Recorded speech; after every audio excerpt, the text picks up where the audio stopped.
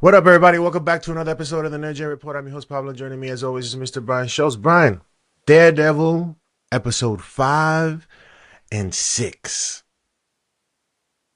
Lots to sort of... I need to ask you this question because listening to other hosts from their own shows, people seem to think that episode 5 wasn't a filler.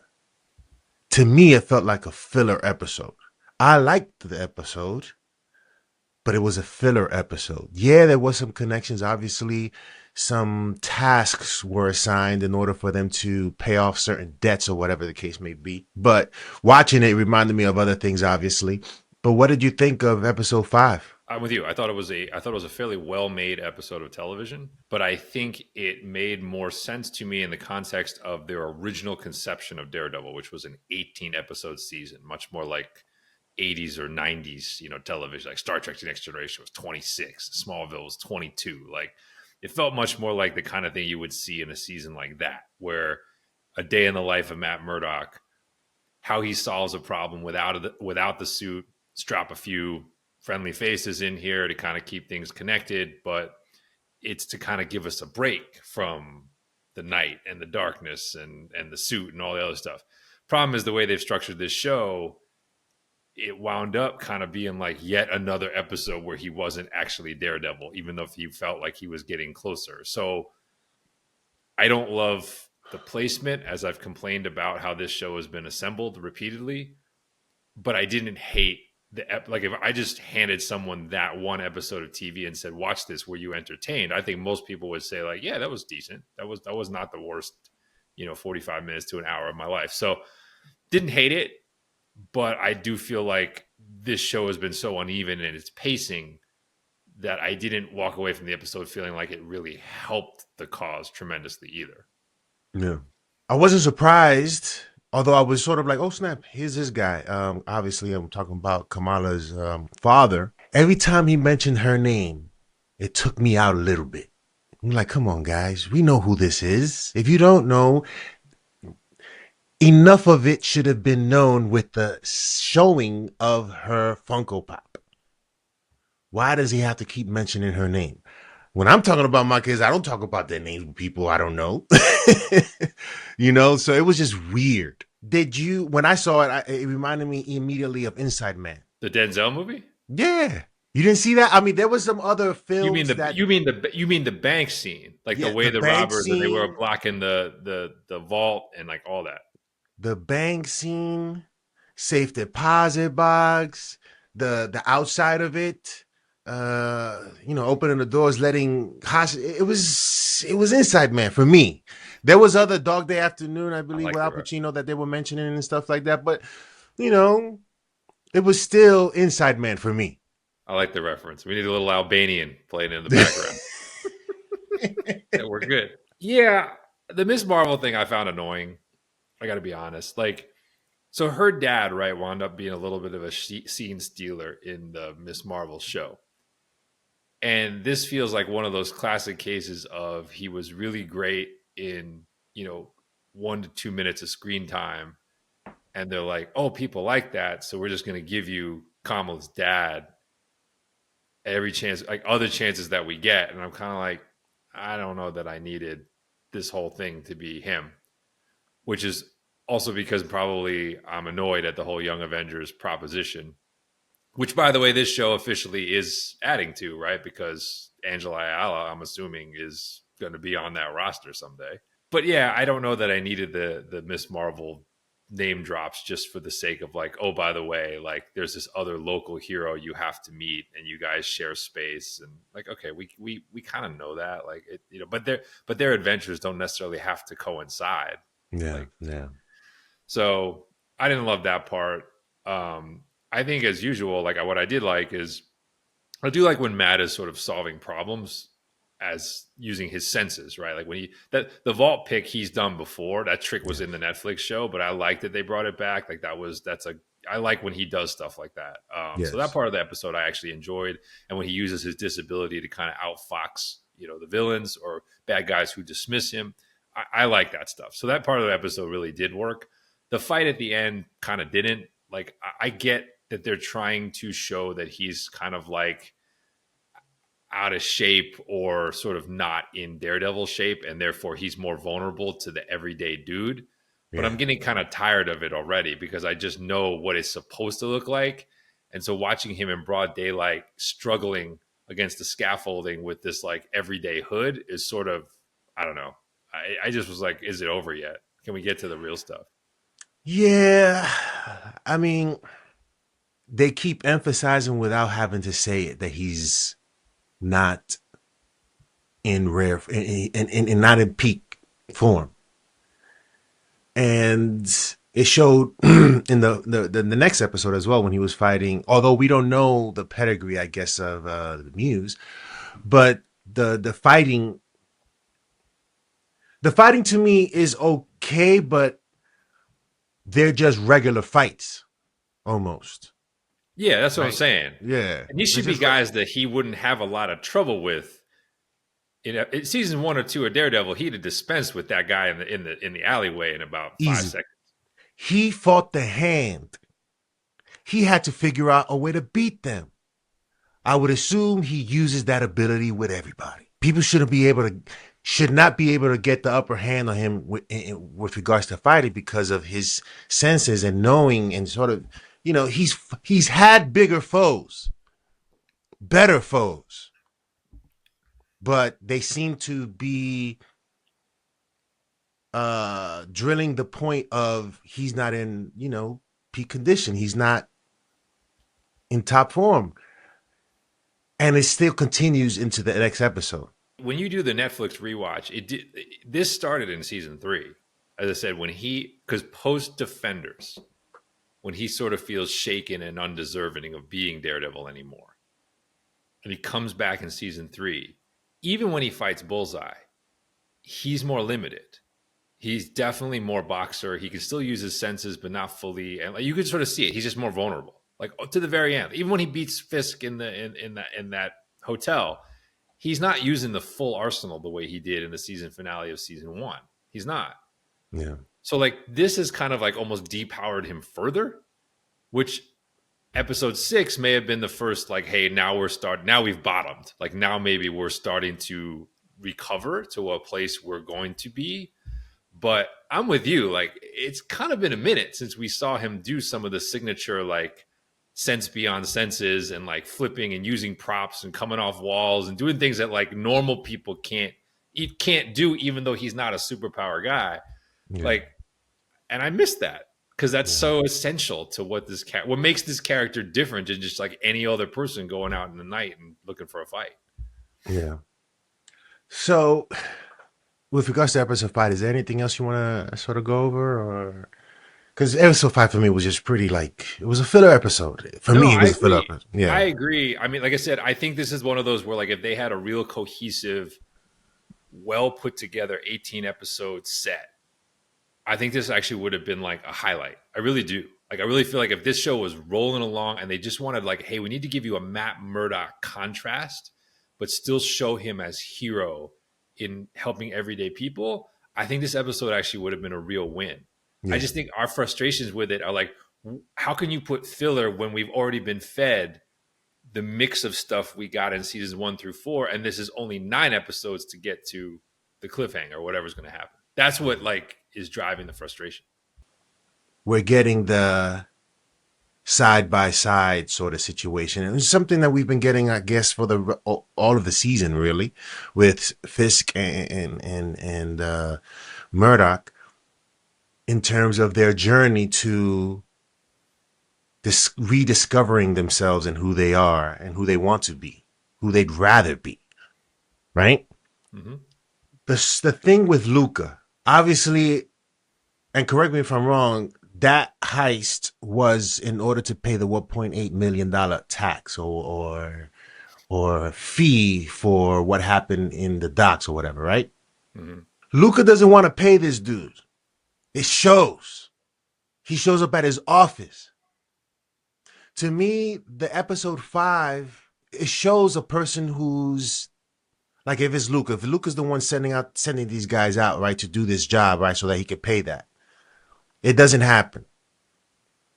He shows up at his office and really steps up to Wilson Fisk. I keep on saying in my head Carlton Fisk, but Wilson Fisk, he's standing up to him. Yeah. Yo, if he didn't want to pay him, he didn't have to put himself at risk by doing this heist and stuff like that. He didn't want to pay him from Jump Street, from Yeah. what I can tell. So to me, that heist was, I guess it was just simply to show Matt Murdock in a situation where he, like you said, helping everyday people and I guess still continuing on that road to becoming who he, I guess, is meant to be or wants to be. But it just shows that to me that heist was meaningless and that Luca ain't trying to pay Fisk. I think that whole sequence to me though is like again, this feels like a moment where you appreciate it if you saw the Netflix show, and if you didn't, Disney's betting you kind of just get the point enough, which is that nobody's afraid of Fisk anymore. Because I think if you saw like season 1 in particular, where Wesley is the guy that shows up at all these meetings, right? But just the mere mention of my employer is enough to scare all these bad dudes in a room. And then you see this guy march right into Fisk's mayoral office and be like, nobody cares about you, man. Like, whatever. Like, you left that world behind. Like, that's the contrast. Again, I don't think, if you didn't see season 1, I'm not sure that you like feel that as much. But, you know, I thought, if we're transitioning to episode 6, like similar to episode 4, episode 6 feels like more like the real show. And again, it's like, why is it coming in episode 6? But it was, to me, a good episode. I like generally what we did in episode 6, or what we tried to do. I like the parallels. This show is definitely at its best when we just take the key characters and put them side by side and let us see that's where this show is sort of working for me. It's like when you see Matt and Fisk doing things and they quick cut between the two, it works. When they show Matt and Castle together, like that works. Like, honestly, like everyone else is dragging this show right now. Like everyone, I mean, everyone else except for Hector Ayala. But obviously, as we said, that's come and gone. But like, I got to be honest, like the lawyer he works with, the therapist, like the cop, like BB, like nobody for me is really adding much at this point. This show only moves, in my mind, this show like just propels when it's the principal characters side by side, the principal characters on a journey, even if it's like parallel. That's when this show does work. Everything else, to me, I'm struggling. How much of this parallel are you willing to sort of consume? Daredevil fighting the Muse and all that, and this dude just bullying this dude and just, giving him an axe, him having fun, but certainly going back to who he was and what he needs to in terms to get out the frustration that he feels, because he can't beat up these elites, right? He can't impose his will the way he wants to. He has to do it to Adam, unfortunately. Does he kill Adam at the end of this or no? No, because some people believe to think he can't cross the Vanessa line. See, that's the twisted nature of this, right? He knows part of what makes this work, and I want to go back to your question in a second, is that Wilson Fisk does have a code. It's twisted and it's evil, but he does have a code.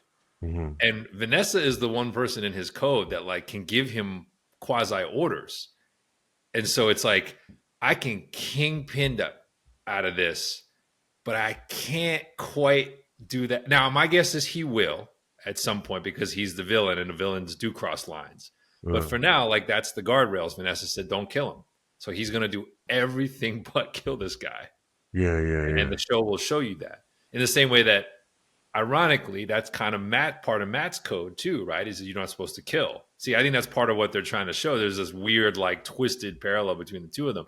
Here's my question for you. Could this show have worked if it was nothing but that? I'm not saying it would have. I'm just asking the question if they had, because we're looking for structure, right? We're kind of looking at this show and saying like, it's sort of like an octopus. There's a lot of different pieces to it because we know it was made multiple times. and we're searching for like the show within the show that could have been what we really wanted. Because I feel like with episode 4, like pieces of like the conversation in episode 1, like episode 6, like we're starting to get a few more things where like, all right, like there's some ingredients in the kitchen, right? We might Yeah. be able to make something here. Might be not be able to save this show and make it classic, but there's stuff in here. So that's one. What if this show had been almost like a 24 style formatted show where like you're literally seeing the side by side path of Matt and Fisk and then flashing back and flashing forward, and it's leading to this inevitable collision. And that's all the show was structurally. Wasn't that? I mean, season 3, pretty much. I'm saying, but yes, but I'm saying to make it formally like a timestamp, like you are living the same day side by side with these two guys, and then they flash back, and you're living 3 months ago when they're trying to do it clean side by Oh side. yeah, So yeah, yeah. every chronology is exactly the same between these two characters until call it the season 1 finale when they finally come head to head, and then you don't do that format again in season 2. Yeah, Could what I that have mean, worked? Like, would that have yeah, been yeah. cool, or would that have gotten really old? Like, I guess I don't know. I mean, again, I'm getting over the side by side cutbacks between both of them. Okay, so you're already tired of it. Interesting. Yeah, yeah. I'm tired of the like Matt is doing. I want to stay with what Matt is doing with with whomever he's doing. I want to stay with that until we reach a point where it resolves or whatever, continue whatever.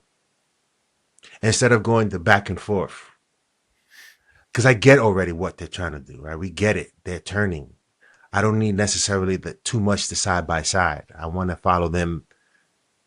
I want to follow Matt Murdock's journey, and as well follow Fisk's journey, but not at the same time. That's my sort Okay. of. I'm like I'm Interesting. getting. Yeah, I'm not arguing for. I'm just asking Yeah. because I think I did enjoy it again in 6. I actually did enjoy seeing the side by side anger, but also seeing that there's this feeling that both characters are home in this weird way. Right? Fisk is home when he's headbutting a guy to a pulp.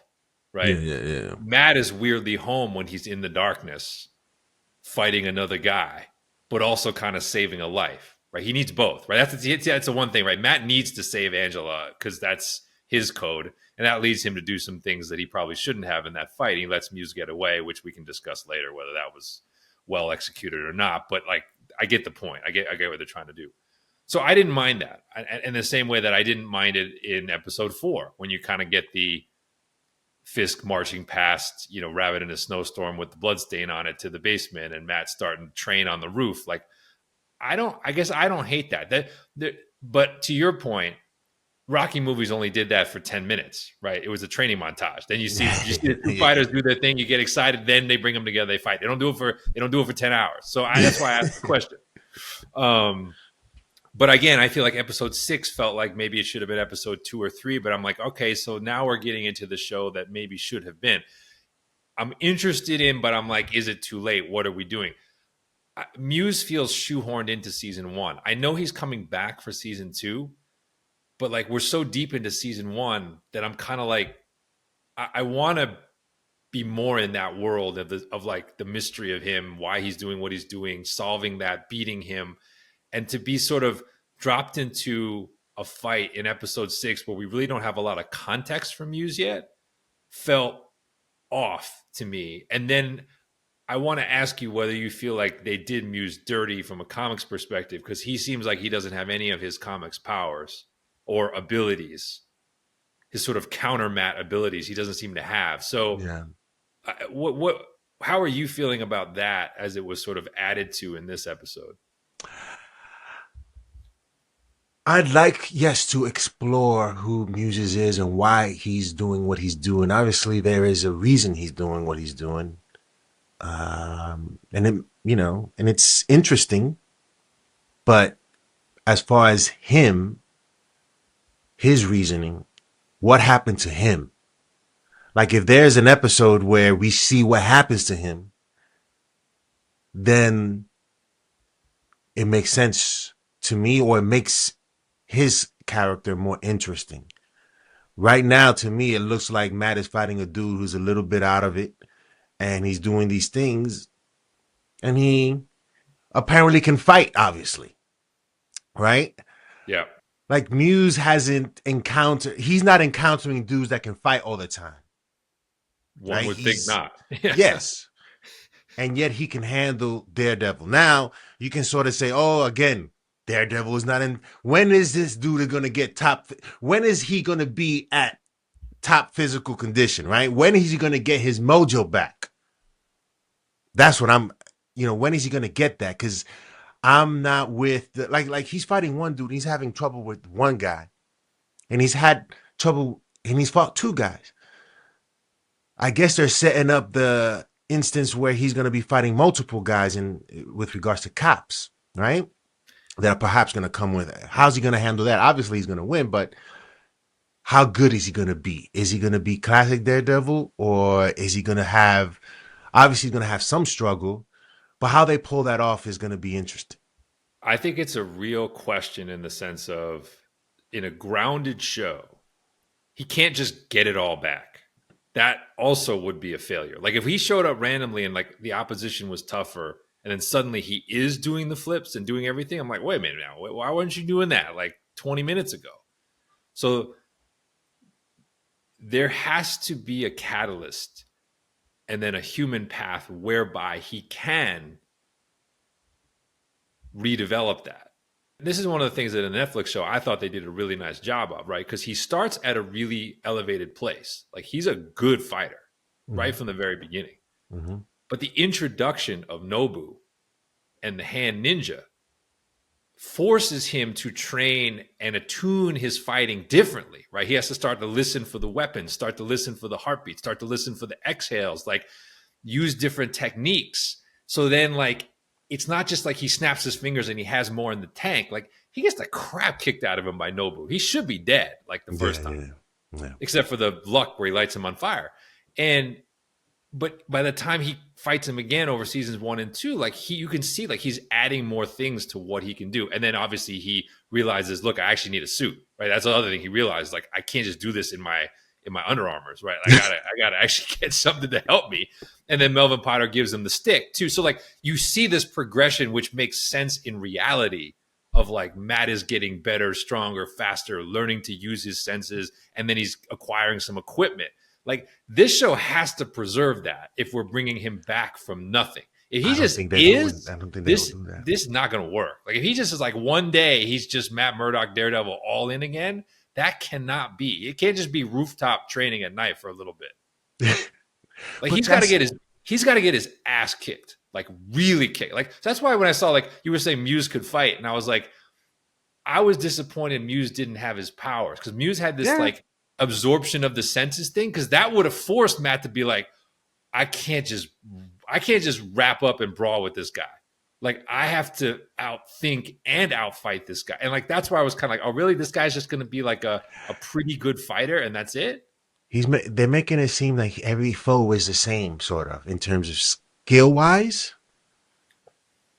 There's no real threat other than him facing whoever he's facing. And we don't know. It's not like Rocky 3. We know what Clubber Lang brings. Like, oh, snap. He's going to fight this dude. And Mickey's even telling him, yo, he'll knock you into tomorrow, Rock. Yeah. But everybody that Daredevil faces is just a regular dude to me in terms of their fighting skills and their abilities.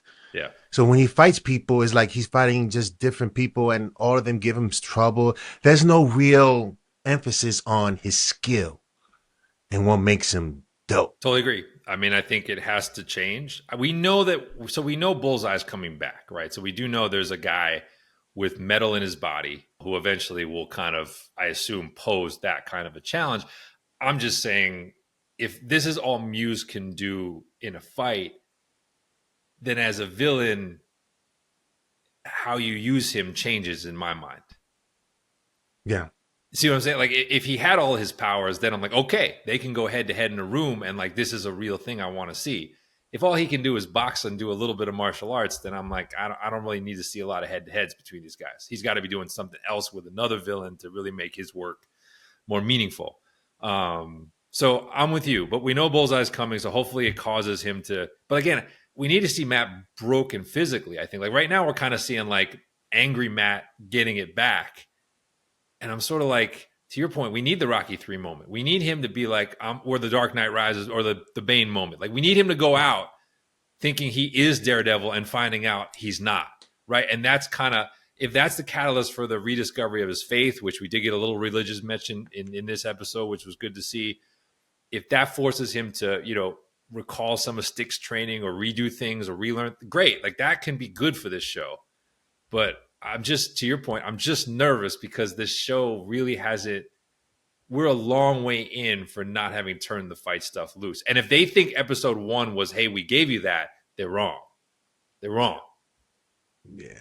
Even at that point, he was, a year from being Daredevil. Like he had stopped being Daredevil for a while. And even Foggy was like, I'm not trying to give you a reason.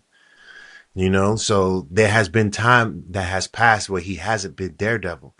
Yet he's capable of fighting Bullseye.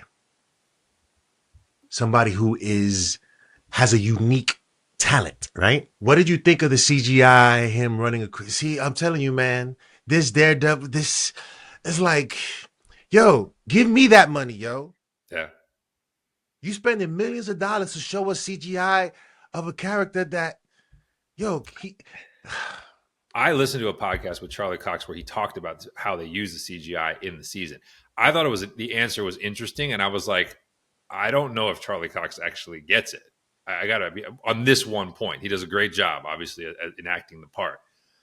But he was actually talking about the episode 1 fight with Bullseye, and he was talking about one specific shot where he said on the roof, we've got Wilson Bethel, the actor, in the front, and he's like, we have Daredevil kind of come out of the fog of nowhere, and he lands in a hero pose on the building, and he's like, yeah, that was dope. He's like, I can't actually do that. And so we use CGI to replace me. And he's like, it's just the kind of thing that like on Netflix we couldn't do. Although Ted Sarandos would say that was Marvel's fault, not his. Yeah. And so he's like, that's where he's like, we're hoping to use CGI to add to sort of the heroism of the character. But to your point, I would say it hasn't actually on balance added to the heroism of the character this season. Like it's probably been a loss, like overall. Mm-hmm. And I find myself, even when I think about that pose, I would rather trade that pose for the next gen of the hallway fight any day. For Matt Murdock, I don't need the Batman. Like I don't need the swoop in out of nowhere with the cape and look super cool. Like I prefer the guy who's like out of breath, leaning against the wall, but willing himself to fight, to take on 3 more guys. Like that to me is more true, and that doesn't require CGI. So I kind of was like, it sort of implied that Charlie Cox is in the room participating in how that part of it's being put together. And I'm kind of like, I'm not convinced. I'm almost fearful you're losing the essence of what made your character great, but made your portrayal of the character great. So yeah, we've seen a lot of videos of dudes running, regular people running on rooftops and doing these crazy. I think there's this term for that. Oh, is there? We saw Tom Cruise literally break his ankle jumping from roof to roof, and they kept that take in the movie. It looks great. Right? You can string up somebody and practice that pose to jump on. There's things you can do, but instead you want to cop out with money and make it look fake, because that's what it looks like. It looks fake. Physics are off. Yep. And so that rooftop scene when he says F it and he turns to the devil and then you see him running across and it's like, yo, this doesn't look, I don't know what, you're not getting me excited with this. No. Spider-Man, yes. Okay, yes, Spider-Man. But Daredevil, regular muscles. Yeah. Regular bone structure, regular human being. His senses is what keeps him. And his ability the acrobatic ability of him. You know what I'm saying? They're not showing that. Instead, they're giving us some CGI stuff that doesn't really look good, but whatever. Yeah. We don't know anything. Anything else, Brian, for the show so far? I don't think these were 2 bad episodes. I mean, I thought these were 2 pretty good, very different, but like pretty well-made episodes. Probably some of the more consistent work the show has done. My themes are always going to be about structure. This is definitely feeling like one of those. We're going to get to the end of episode 9. maybe even episode 18. And we're going to sit there and look at the board and be like, similar to some of our past discussions about things like Eternals or whatever, like it's in here. Like what we want is in here, but what we got is just been clouded by bad CGI, bad editing, questionable, structural Questionable decisions. decisions as to how Yeah, what the order of this should be. yeah, exactly. That's what it feels. And I don't want to kill these 2 episodes, and I don't want to kill the show. This is not a bad show. Yeah. It's just a frustrating show right now that has now a few more good elements to it. Interesting. We have now only 3 episodes left. Yeah. And we still haven't gotten. I was hoping to see Bullseye, but we're getting him perhaps in episode 7 or 8, maybe. I mean, the actor has said he has some really sadistic work to do in this season that we have. So I assume that we haven't seen that yet, and I assume we get Frank back at some point. Yeah. I assume we get Karen back at some point. Again, like we've said, the show isn't bad, but there are some things that we can't instantly put a stamp on it like we've done with the first 3 seasons of, except for the second half of season 2. For Daredevil, that stamp of approval as to how great the show is and the characters are. In this one, like you said earlier, the other characters around aren't really contributing a lot. I don't think so. Gandolfini's, what's his first name? Daniel Blake. Yeah, I agree. He's the exception. Yeah, he is. I get the connection Wilson Fisk has to him and what they're trying to show us there. Like, the only person that has been able to sort of make him feel a certain way, I guess decent, but make him feel like a decent human being, Yeah. is possibly, or calm him down and make him, approachable, I guess, is Vanessa by his side or whatever, and then Daniel, who shows admiration, genuine admiration. And he recognizes it because he hasn't never felt it before, directed in his way. So there is obviously a soft spot for him because of his adoration and hearing the things like, I believe in you and all this other stuff, right? He doesn't hear that from nobody, right? Other than perhaps Vanessa and now this younger kid that perhaps he looks at him as some sort of son figure. You know what I'm saying? So that's interesting to me. I want to see the turn. We're seeing some of that with him recruiting his, I guess, gang of police officers to do a certain task that he's created for them to do. I'm looking to see him be not necessarily Kingpin, but obviously we're going to get to that. But perhaps, even Kingpin to be the one sitting when he sits on that chair as mayor. Obviously, we've seen glimpses of it, but we haven't seen him fully as Kingpin and making certain requests and not caring about procedures or red tape and all this stuff. He's gonna impose his will, not to his, perhaps to his staff, but to everybody else who has sort of diminished his importance in that position that he holds. Well, I wonder if they're going to revisit a more twisted, a darker version of the Netflix season 1 reveal where Fisk steps into the light as kind of this wealthy good Samaritan, right? And sort of he manages to win the court of public opinion for what he's doing in rebuilding Hell's Kitchen. And he uses that as a front for what he's actually trying to do. I'm assuming we're getting to a point where he's going to use the entire mayoral apparatus as a front for what he really intends to do, which is kind of the show we always wanted to see, right? Again, it's like, well, are we going to get that in season 2 instead of season 1? But yeah, that's the more interesting Fisk, is the Fisk who's, and the Fisk in the comics as mayor, who's using the arm of the law and the arm of politics to, to carry out his schemes. And even in season 3, he subverts the FBI to basically become his payroll, with that. They didn't even realize it until they had done it. Right. So my point is, Fisk has to do this. He has to use the system itself as his henchman, and hopefully, we're getting back to that point. I will say though, so since you brought it, and I've said it a few times, I'm just going to rip this off side by side. I want people to think about this. So, in the Netflix show, your supporting roster at various points, right? So you have Foggy Nelson, Karen Page, Ben Urich, you have Elektra, you have Stick, you have Claire Temple, you have Detective Mahoney, you have Melvin Potter, Frank Castle, technically. And then you have, don't forget, what's his name? Agent Ray Nadeem in season 3. Yes, so that's your so I'm saying take that roster and then put the one from this season, right? So you go like Heather Glenn, McDuffie, BB, Angie Kim. Who's the cop that he uses now? Cherry. That's I think that's the guy's name. Daniel Blake, the chief of staff. Oh, I forgot Vanessa in the Netflix show as she was used in that show versus Vanessa in this show. Like, see, that's not competitive. Like, that's not even like in the same league. And that's, to me, I think that's part of why this show is dragging as well, because there's something about the Netflix show, even when things slow down, when it's those characters who are in the scene, you're still paying attention. Yeah. With these characters, I'm kind of like, can they get off the screen so I can get back to Charlie Cox and Vincent D'Onofrio and John Bernthal and those guys like that?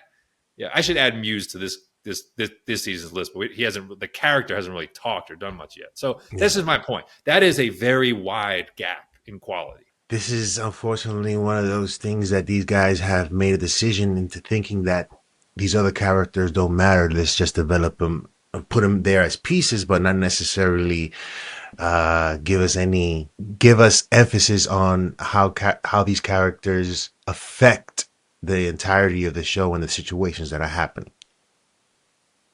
I do have to say, I like, although she made a mistake in trying to, whatever, the Ayala's daughter, is it her daughter? Yeah, no, She was good. Actually, I like you're her. right. I forgot the Ayala family. So Hector was obviously very good, but yeah, the actors playing Angela Ayala is not bad either. As far as Young Avengers go, this is not the worst intro we've had. But even if we're not looking forward to the concept, and I do think we're getting White Tiger sooner than we think, because I'm assuming what happened to her with Muse will be one of the catalysts that pushes her to actually train to take over the amulet and take over her father's mantle. Yeah. I'll probably cut this out, but John Campion, man, I was listening to him and he was like, he said obviously she's not annoying. He said she's becoming a little bit annoying. I don't think she's becoming annoying. She just lost her father. Nobody's doing anything about it. She has a right to feel the way she feels, and she knows who her father was. But he just called her like, she's a good. The way he just says diminishes her ability in this is, in terms of an actress and stuff. It was upsetting to me, and he does that to certain situations, which is. But my thing is about structure. See, to me, this is why I think it would have been more effective had they started the show with season 4. Our entry point to the Ayala family would have been her and not her dad. And I think it would have actually been more powerful to have this kid who's crossing paths with Daredevil, and you're sitting there being like, what brought them together? And then, they reference in episode 4 her father being dead. So you're like, as a comics fan, you're like, oh, I know that original White Tiger's dead. And then if through her flashback, you actually get Hector and her relationship to Hector, I think that would have been more effective in setting her up as White Tiger. Whereas I think what Campy is talking about is a little bit, and what people are, if they're getting annoyed, it's a little bit that. It's not like we got the dad first, so he came out of the gates hot, the actor passes, and now she's kind of picking up the pieces, and it's like, it's not her fault, but I do think there's a little bit of that's not helping her as much. It's still in that same box, right? It's like, this show is not bad. It's not classic. We're getting better pieces as we go along, but the main courses that we really need for this show, we still haven't had. And we need to have some of that in the next 3 episodes. Would you say this is on the same sort of MO of Marvel's Disney Plus shows. Well, Loki's the gold Yes, standard show. yes, and I think I think WandaVision. I think WandaVision's the second best show, very clearly, Yeah. that has aged better than we thought. I think Secret Invasion is the bottom. Yeah. Like I think that's She-Hulk? no. See, I think Secret Invasion is worse. Yeah. I really do. I think Secret Invasion was insultingly bad. Like She-Hulk was ill-conceived, but never had a chance. Like She-Hulk never had a chance, is what And I would Secret say. Invasion was like we were waiting for that. We were waiting for Secret like, Invasion is the De Niro. Secret Invasion is the De Niro, right? Yes. She-Hulk is like we knew that was We knew. Yeah. low ceiling on that one. This is better than that, for sure. I feel like this is more nestling in maybe like the Falcon and Winter Soldier camp of like there are moments and scenes in the show and the charisma of the leads is such where you're like, I remember why I love these things, but then it just winds up being uneven, and you look back on it and you're kind of like it was a missed opportunity. That's what it feels like this is going to. And when you see that, by the way, when you see the set photos for season 2 of Daredevil, which is shooting right now, it has awakened my fear that this entire first 9 episodes is basically like a preamble, like a pre-show. Right. Because I don't know if you've seen, he's in like one of the classic suits in season 2. He's finally in the black suit with the double D logo on the chest, which a lot of people have waited for. And there's a part of me that's like, in the Disney world, is that suit meant to signify real Daredevil? Real Daredevil has arrived. And if that's the case, we're not getting him until season 2, which is kind of like, whoa, what are we doing here? Like, it almost feels like you should have just made like 12 episodes of one good season as opposed to trying to hack and cut and mix up all this footage from all the other stuff. I don't know. That's my fear when I saw the set photos. Yeah, let us know in the comment section below what you guys think of, what you guys thought of Daredevil episode 5 and 6. You've heard our thoughts. Good. Some good things about it, but still the same sort of issues that we've sort of talked about with regards to the show and in the season and where these characters are. And if you haven't seen the first 3 seasons of Daredevil, which I think I read the viewership for those seasons has risen. But if you haven't, go see those. But if you haven't, it's hard for you to understand where we're coming from in terms of how good the show could be. So, yeah. It's going to make you like this season less. I will warn you if you do that. It will. Yeah. It will make you more frustrated. Yeah, so let us know in the comment section below what you guys think. Remember to hit that like and subscribe button, and we'll see you next time on the Nerd Gen Report.